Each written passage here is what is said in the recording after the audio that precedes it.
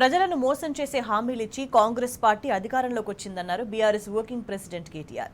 420 హామీలనిచ్చిన కాంగ్రెస్ ఎన్ని అమల్లోకి తీసుకొచ్చిందని ప్రశ్నించారు. మోసం చేయడమే కాంగ్రెస్ పార్టీ నైజమని, రాష్ట్రంలో అది మరోసారి నిరూపితమైందన్నారు. కాంగ్రెస్ బీజేపీ కలిసి బీఆర్ఎస్ ను నిలువరించే ప్రయత్నం చేస్తున్నాయన్నారు. అందరినీ ప్రార్థించేది ఒకటే, మనకు కాంగ్రెస్ బీజేపీ కొత్త పార్టీలు కాదు. కాంగ్రెస్ పార్టీ నైజం అయితే మీకు నాకంటే బాగా మీకే తెలుసు.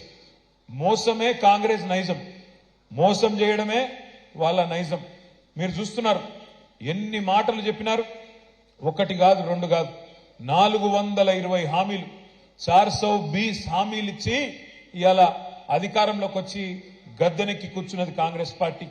బస్సు ఫ్రీ, బంగారం ఫ్రీ, మీకు ఏది కావాలంటే అది ఇస్తామని చెప్పి నోటికి ఎంత వస్తే అంత, సిలిండర్ 500 రూపాయలకే, మహాలక్ష్మి అని చెప్పి ఆడబిడ్డలకు 2500 100 రోజుల్లోనే చేసేస్తాం అని చెప్పి నోటికి వచ్చినట్టు చెప్పి ఇలా వాళ్ళు అధికారంలోకి వచ్చినారు. వచ్చిన తర్వాత ఏం చేస్తున్నారు? ఒక్కొక్కటిగా చెప్తా ఉన్నారు. ఏమంటున్నారు? వాళ్ళు ఇచ్చిన హామీలు నెరవేర్చే తెలివి లేక, వాళ్ళు ఇచ్చిన హామీలు నెరవేర్చే సమర్థత, సత్తా లేక ఇవాళ కేసీఆర్ గారి మీద, మన ప్రభుత్వం మీద, 10 ఏళ్లు మనం చేసిన ప్రభుత్వ నిర్వహణ మీద ఇష్టం వచ్చినట్టు బదనాం పెట్టే ప్రయత్నం చేస్తా ఉన్నారు. నోటికొచ్చిన మాటలు మాట్లాడుతూ ఉన్నారు.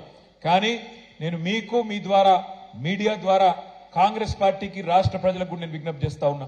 మనం నిజానికి 10 ఏళ్లలో తెలంగాణను ఎన్నో రంగాల్లో నెంబర్ 1 చేసి బంగారు పల్లెంలో ఈ రాష్ట్రాన్ని వాళ్ళకి అప్పజెప్పి దిగినాము.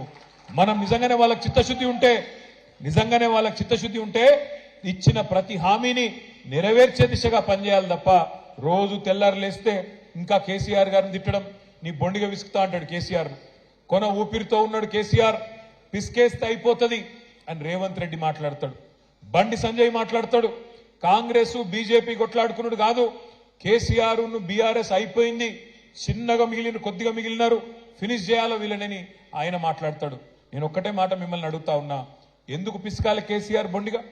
ఎందుకు ఉండకుండా చేయాలో బీఆర్ఎస్ పార్టీని?